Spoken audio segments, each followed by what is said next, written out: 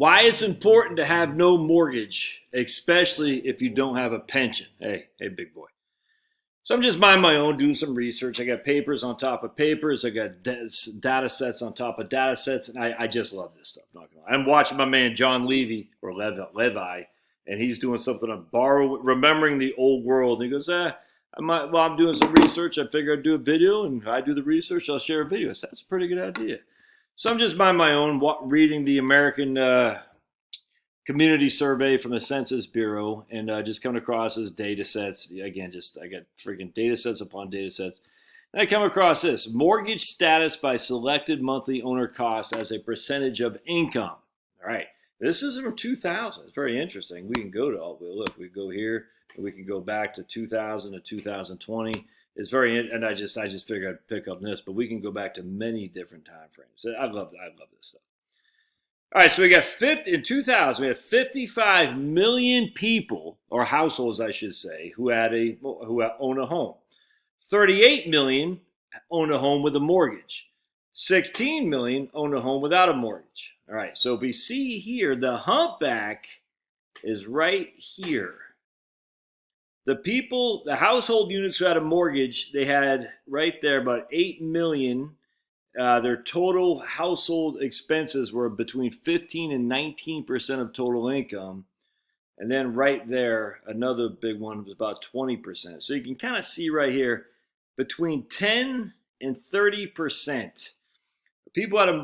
Households who had a mortgage were basically their income went 10 to 30% of their income was used to service their home expenses, and mostly a mortgage, essentially.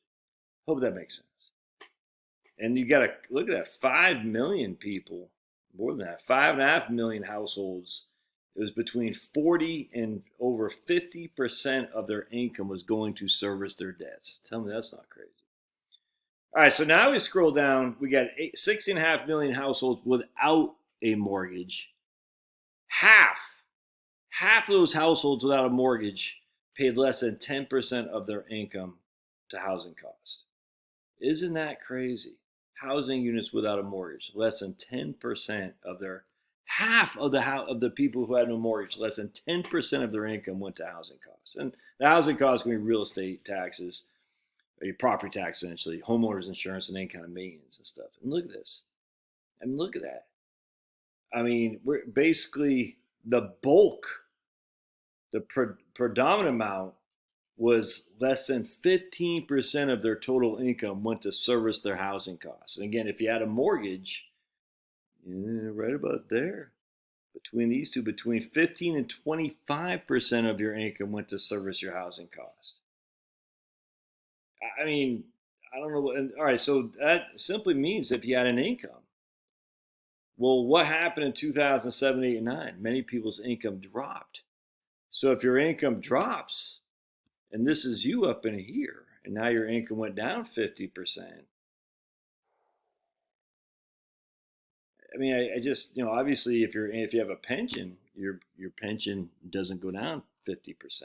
And I'm just using that for an example, that you lost your job and you had to pick up something like that. I talked to a guy not too long ago, he and his wife, and he's an engineer mathematician type, and he got laid off in 2007 and 8, and he went to work as a basically Bed Bath and Beyond, you know what I'm saying, as an assistant manager or something like that, probably making $35,000 a year. Used to making $100,000. If you're used to making $100,000 and your mortgage costs are $2,500 a month, that's a 30%. What basis costs you 30% of your income to service that debt. But now if you're making $40,000 a year and your mortgage cost is still $2,500 a month, now it's costing you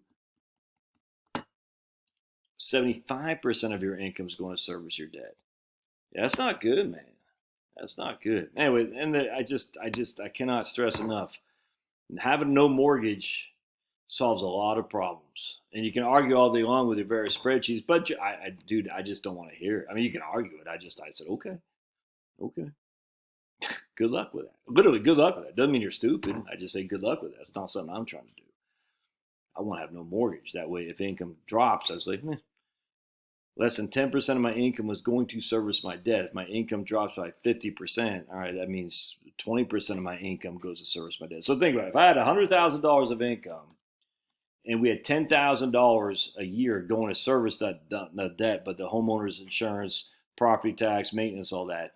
That's 10% of my income is going to service my debt. Let's say my income drops in 50%. So now I got $10,000 going to service my home, and I only have $50,000 in income. I'm only at 20%. That's it, man. You see the difference? All right, if anyone wants to go outside, I'll let you guys go. Love your thoughts. We'll see you.